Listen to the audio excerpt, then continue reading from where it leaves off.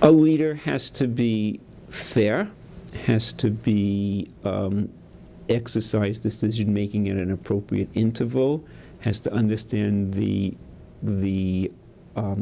goals and responsibilities of fulfilling a specific job function, has to be able to be compassionate, and yet has to be able to be assertive when it's absolutely necessary. I think. At the core of it, I think, is a element of trust and fair play.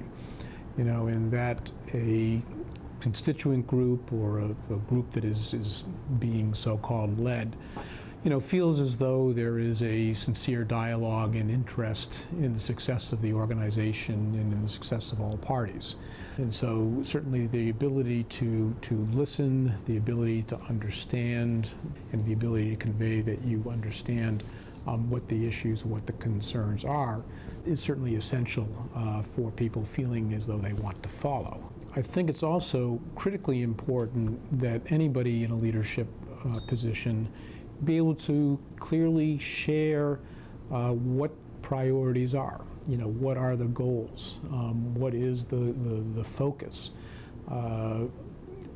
People can only deal with so many options and so much complexity, and to a large degree, I think that organizations, individuals are looking for a fairly straightforward understanding of what the overarching vision of an institution or organization is.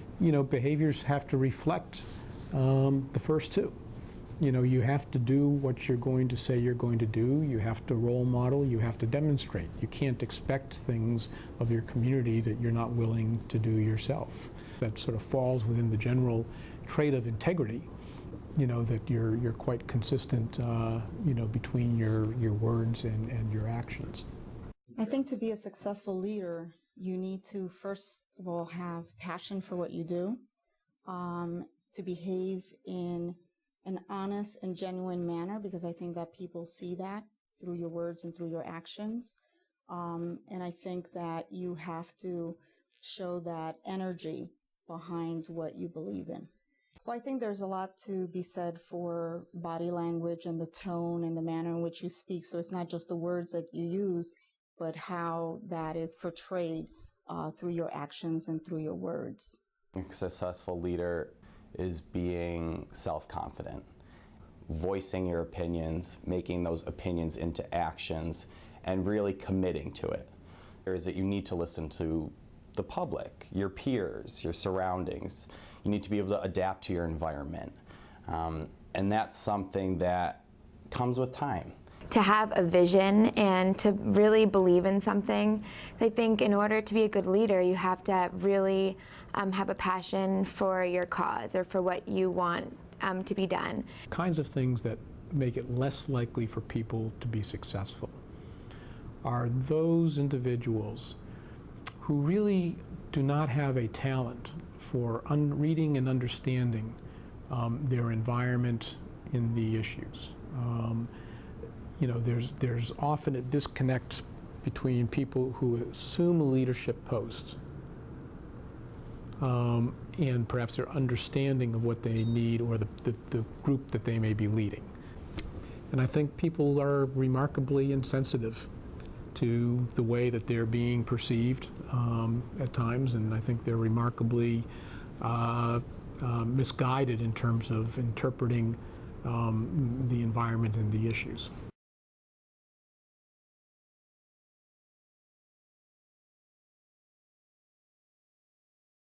I think I developed my leadership skills just over many years. It started in sports, just being like captain of a sports team and just seeing how the back work of different things and seeing how to organize well and being able to communicate effectively. Over time, I don't think it's one single thing or one single situation that helps you. I think that all of your experiences, not in your professional career, but even as a parent, as a woman, I take every single experience that I have and I try to learn from it, particularly when you make mistakes, and none of us are perfect. So I think it's key to remember that every situation, every experience that you have, whether it's in a work setting, whether it's being a parent on a PTA or whether it's being a member of a league that you belong to socially, that you take those challenges and you try to make the most out of every single experience that you have. I think that I was fortunate enough early on in my career to not only be involved in a private practice, but also to work in a hospital setting. And that gave me the opportunity to interact with many different people in many different roles, listening to people at meetings, seeing different people's leadership skills, leadership abilities. I also think that running, in my involvement in an optometric practice is very similar to running a small business, having to interact with employer and employee needs on a day-by-day basis, gave me the ability to work well with people.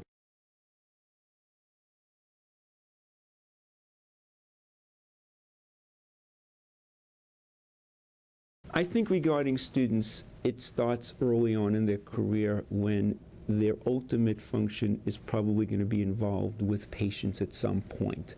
And I think the issue is that it's very important not to prejudge anybody. I think it's very important to understand that whether you're serving one patient or you're serving groups of patients, they all have their unique challenges, they all have their unique personalities, and you've got to students should really take advantage of those situations and make each opportunity an opportunity to improve their overall communication skills, their overall listening skills, and their overall skills involved in treating a patient beyond just spinning dials or beyond just examining a person. In terms of developing leadership skills, I guess there's a couple of things. One is certainly to develop a high level of self-awareness in terms of people's own tendencies, own styles, understand a little bit about how that leadership style, and there's lots of different exercises and paradigms for talking about, leadership programs. But, the first is to simply think about self-awareness and, what are what are some of your natural tendencies? And to some degree, it always helps to have friends who would be candid with you. If you think you listen well, as the example, your friends may say, you don't listen at all. And so certainly develop certainly an awareness of self. But the other is to take some risks. I mean, I think that, it's one thing to join an organization, it's one thing to be a member of a club. It's different to say, I will take on that responsibility and I will lead. And then utilize mentors. I mean, one of the things that you have as a student that you really don't have during much of your working life is you have an opportunity to find mentors, to find guides, to find people who are there to help you develop. I think one is to ensure that if they make a commitment to something, that they follow through on it. Not to be afraid to ask questions, not afraid to be a risk taker and to take on challenges that might put them in an uncomfortable situation. Sometimes you need that uncomfortableness to kind of prod you to the next level. I think those are pretty much some of the things that they could do as a student right now, and not to be afraid to put themselves out there. And pick something that you like to do. It's not going to be, it's not back in high school where you're like, I'm on the Key Club, I go to every meeting because I want to put it on my college resume. A person that really wants to become a leader is someone who gets involved, does the activities, and is able to really just push through it, not just standing by the wayside.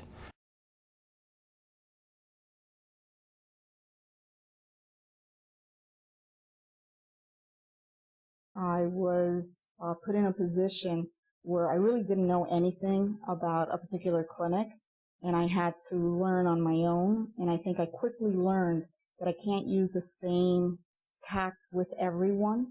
Everyone has a different personality, so I needed to learn how to get what I needed done by dealing with people in different manners. Some people work more with deadlines, some people work more with sort of a hands-off approach, And I don't think you can learn that easily. You have to do it through experiences.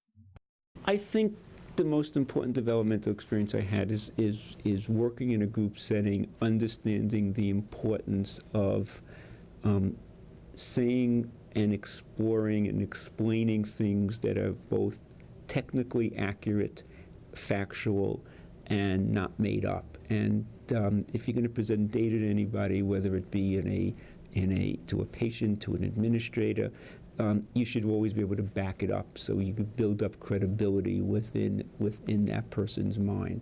Lack of credibility, I think, is something that stays with you for a very, very long time. Understanding the importance of team playing, team building, but it's got to be based upon a factual experience, and I think I learned that early on in my career.